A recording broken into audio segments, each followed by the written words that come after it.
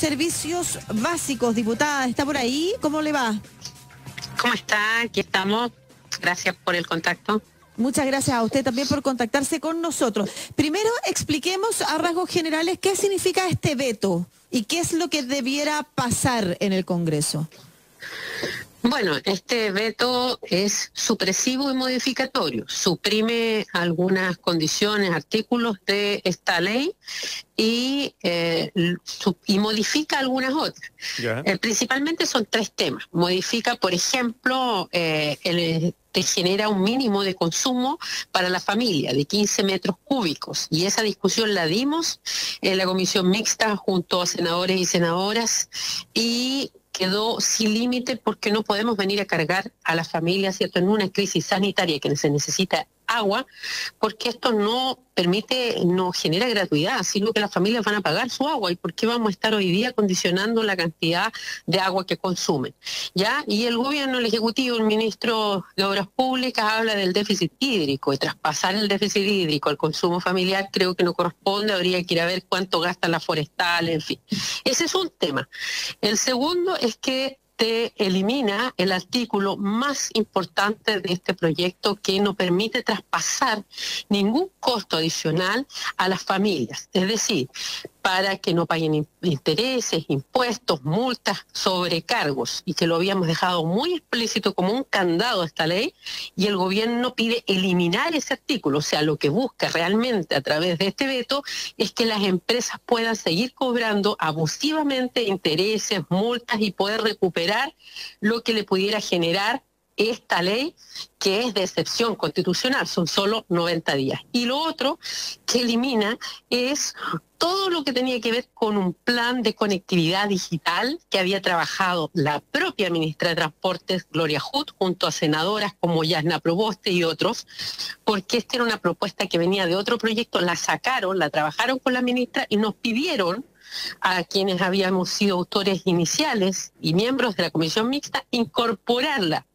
con la venia del Ejecutivo, y hoy día piden eliminarla. Eso es principalmente este veto, y como ven, ustedes buscan defender a las empresas, así como ayer defendían a las AFP, hoy día defienden a las sanitarias, a las distribuidoras eléctricas, a las generadoras eléctricas. Diputada, y no a la familia. Claro, diputada, cuando usted habla de que no se permite en el proyecto de ley que vetó el presidente de la República el cobro de intereses ni interés de mora, qué sé yo, porque no se pagan.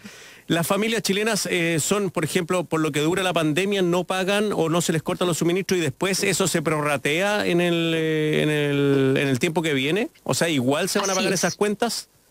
Así es, el proyecto primero tiene un tema general, universal, que dice: a nadie se le puede cortar los servicios básicos en esta pandemia.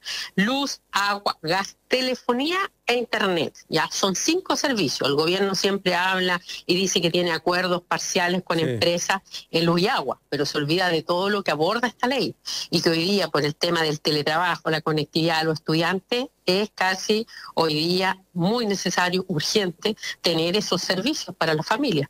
Y el gobierno prescinde de su discurso, y para qué hablar de los ministros, que en el fondo vienen a echar abajo una ley que es noble, que va en beneficio a la familia. Y ojo, no solo las familias vulnerables, porque el gobierno todo lo lleva al 40 o al 60% más vulnerables, con una focalización excesiva que es la que tiene aburrida a la familia. Lo que hace este proyecto es universal y acompaña a las pymes, a todo. Entonces prohíbe que corten servicio y después tienen un mes para prorratear o, en el fondo, programar las deudas hasta en 12 meses, sin multas, sin intereses, sin ningún sobrecargo. Eso es esta ley, no es más que eso. Nos pidieron incorporar ese plan solidario que venía en la línea de lo que viene el gobierno, pero créame que con plan solidario o sin plan solidario, lo que nosotros buscamos es que no haya cortes de servicios básicos. Eso es lo único. Y estoy pensando en ese agregado que tiene que ver con la conexión digital, que trabajó, me imagino, con la subsecretaria de Telecomunicaciones y el Ministerio de la ministra Hood, que tiene un componente entonces de materias que el mismo gobierno ha impulsado. Entonces se entiende que hoy haya no solamente parlamentarios de oposición, sino que también leo que hay diputados oficialistas que anuncian que van a votar en contra del veto. Sin embargo, desde el Ejecutivo, Gonzalo Blumel, por ejemplo, el ministro del Exterior, dice el veto mantiene los beneficios, pero lo enmarca y escuadra estrictamente en la institucionalidad. ¿Eso es real o no? Y por otro lado, ¿qué sería lo inconstitucional? Se lo explico muy breve. Y el ministro lo ha dicho. Lo que pasa es que las empresas pudieran tener gastos asociados a este no pago de alguna familia, porque van a demorar en pagar, pero nadie está diciendo que no van a pagar. Entonces, lo que busca el gobierno es generar esa compensación a las empresas. ¿Y cómo se hace la compensación? A costa de las personas, de las multas, intereses, sobrecargos que por años han abusado. Y eso es lo que hace esta ley. Hace una excepción al tratamiento normal que tiene la empresa por contrato y que el gobierno hoy día quiere cuidar, que justamente que las personas se sientan abusadas, ¿ya? Y donde nosotros no vemos esos contratos se hacen a puertas cerradas y donde las personas siempre terminan pagando todos los costos, y en esta pandemia no la pueden pagar las familias. Eso es lo que le hemos dicho al ministro Blumen, y por eso vamos a sostener... Pero, perdón, ¿qué sería inconstitucional ahí? Eso porque ellos dicen que como las empresas tienen contratos y vamos a afectar contratos con el Estado, con, ¿me entiende?, de concesiones, y donde hoy día ellos no pueden, en el fondo, compensar esos menores ingresos o flujos de ingresos mensuales, y pudieran demandar al Estado, ¿ya? Porque no están pudiendo compensar aquello, ¿ya? Eso es lo que es inconstitucional. No hay nada más que eso, pero por los flujos, porque el día de mañana deberían recibirlos, porque las personas, obviamente que si pasa esta pandemia y la gente no paga, le van a costar los servicios, y lo ha dicho el propio gobierno, y la gente va a buscar la forma de pagar sus deudas, a buscar reprogramaciones. Sí, pues. Entonces no es algo que nosotros estamos dando gratuidad, por eso no es inconstitucional.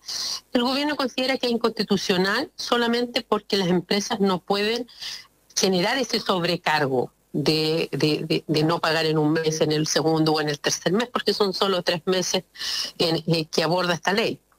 Diputada, estoy leyendo acá que la diputada del PPD, Andrea Parra, señaló que se le comunicó que se llegó a un acuerdo por parte del gobierno con las empresas. ¿Qué le parece a usted que el gobierno trate de buscar acuerdos en vez de finalmente imponer lo que es este estado de excepción constitucional en el que estamos? Mire, nosotros presentamos esta ley el 18 de marzo. En la semana del 25 lo pusimos en tabla, el 27 el gobierno salió apresuradamente, el 27 de marzo, a generar acuerdos y nos pidió expresamente que bajásemos esta iniciativa. Y nosotros, parlamentarios de manera transversal, le dijimos no, vamos a seguir legislando por ley. Tuvimos todos los obstáculos, nos demoramos casi 3 meses en sacar esta ley, la patrocinaron parlamentarios de manera transversal. Esto no es una ley solo desde la oposición, sino que es transversal. Son más de 4 o 5 mociones en la Cámara y otras del Senado que se unieron.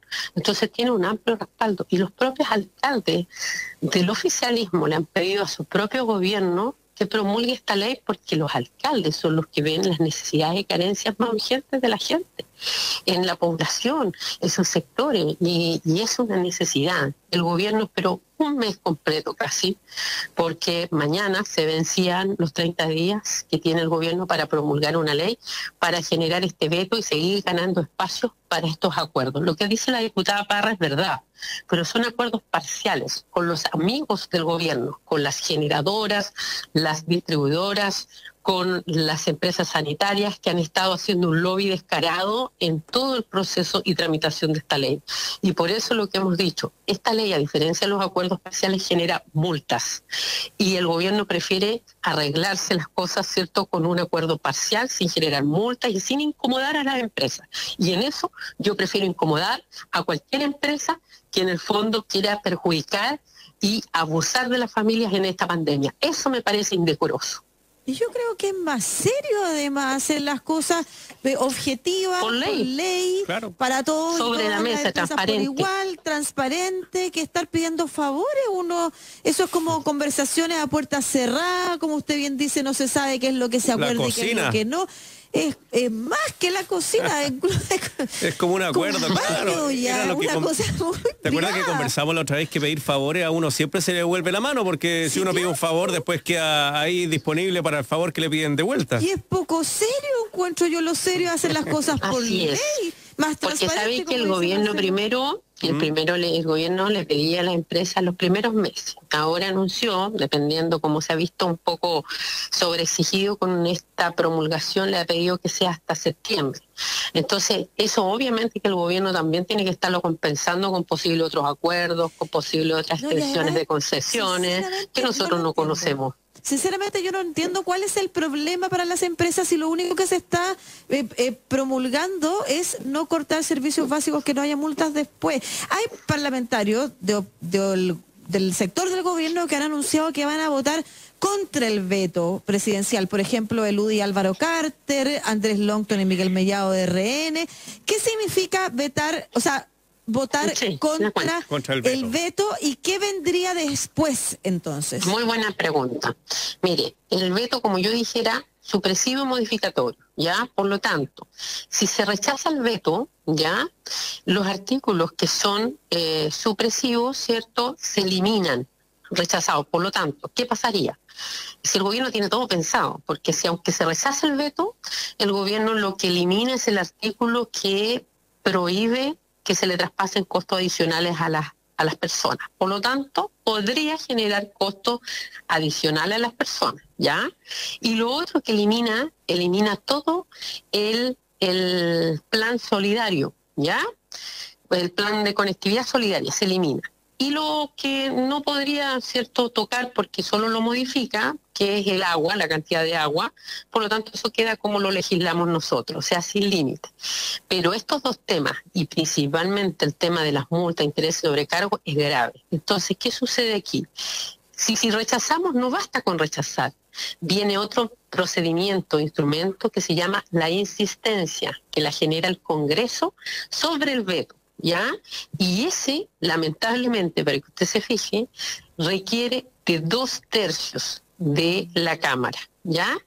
Y por tanto, es muy difícil generar esa insistencia que es para que continúe la ley tal cual como la generó el Congreso y que en el fondo nos perdimos un mes en que las personas tengan el beneficio y que probablemente podemos lograr esos 2/3 con mucho esfuerzo. Usted sabe que los 3/5 del otro día por las pensiones nos costó mucho y hoy día necesitaríamos los 2/3.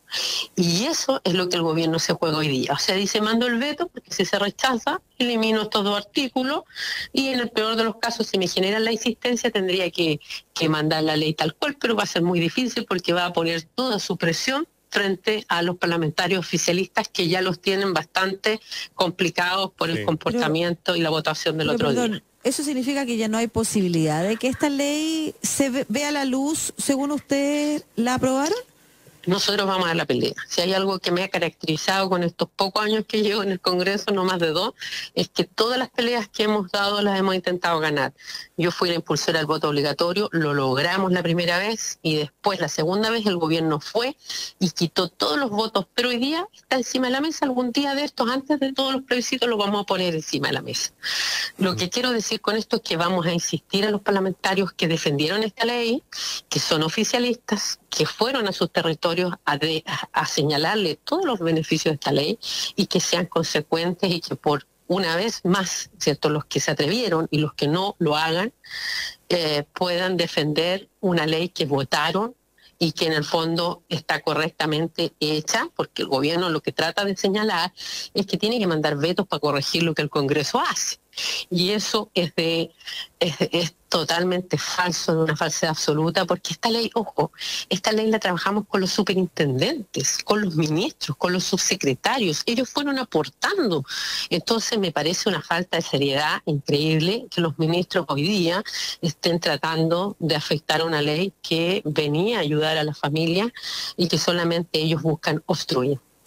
Muchas gracias, diputada y vicepresidenta de la Democracia Cristiana, Joana Pérez, por haber conversado con nosotros acá en Estación Central de Radio USACH. Que tenga un excelente fin de semana. Hasta luego. Muchas gracias.